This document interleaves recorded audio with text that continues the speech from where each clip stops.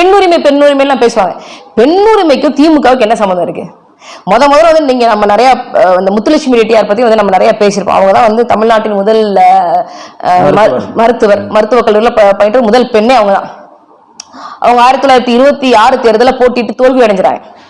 அவங்கள வந்து இல்ல அந்த பெண்ணுடைய ஆற்றலை வந்து நம்ம மக்களுக்காக பயன்படுத்தணும்னு சொல்லி அந்த பெண்ணை கூட்டிட்டு வந்து இந்தியாவிலேயே சட்டமன்ற துணை தலைவரா மாத்தினது வந்து பா சுப்ராயன் அவர்கள் தான்.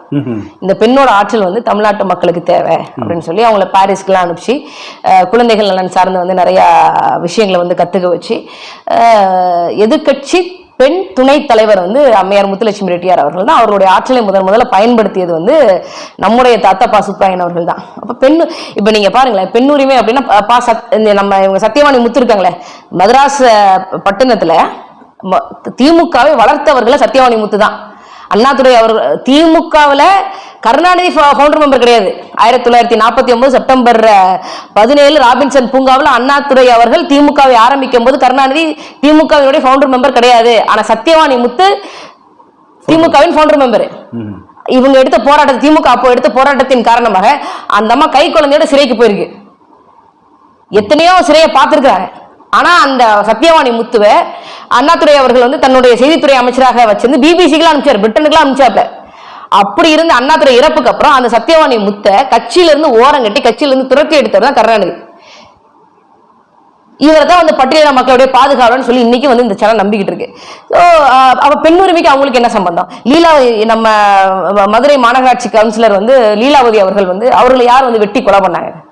இவங்க திமுக தான் கொலை பண்ணுச்சு.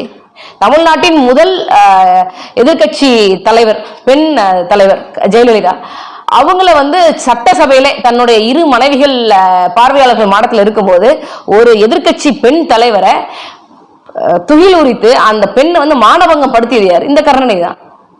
பெண்களுக்கும் பெண் உரிமைக்கும் திமுகவுக்கு என்ன சம்பந்தம் இருக்கு? ஒரு சம்பந்தம் கிடையாது. சமூக நீதிக்கோ இடஒதுக்கீடுக்கோ பெண் உரிமைக்கோ என்ன ஒரு சம்பந்தம் கிடையாது. உண்மையிலே வந்து இப்ப நம்ம இந்த சங்கரமடம் இருக்குல்ல, சங்கரமடத்துல கூட வந்து இந்த விஜயேந்திர சரஸ்வதிக்கு சம்மந்தம் இல்லாத ஒரு நபர் கூட வந்து அந்த அந்த மடத்தினுடைய தலைவராக இருக்கிறாரு. ஆனா திமுக அது சாத்தியப்படுமா? சாத்தியம் இல்லை. கருணாநிதி, ஸ்டாலின், உதயநிதி ஸ்டாலின், அடுத்து இன்பநிதி ஸ்டாலின் தான் வர முடியுமே தவிர வேற யாரும் வர முடியாது. இங்க இருக்கக்கூடிய திமுக காரங்க தான் நம்பணும்.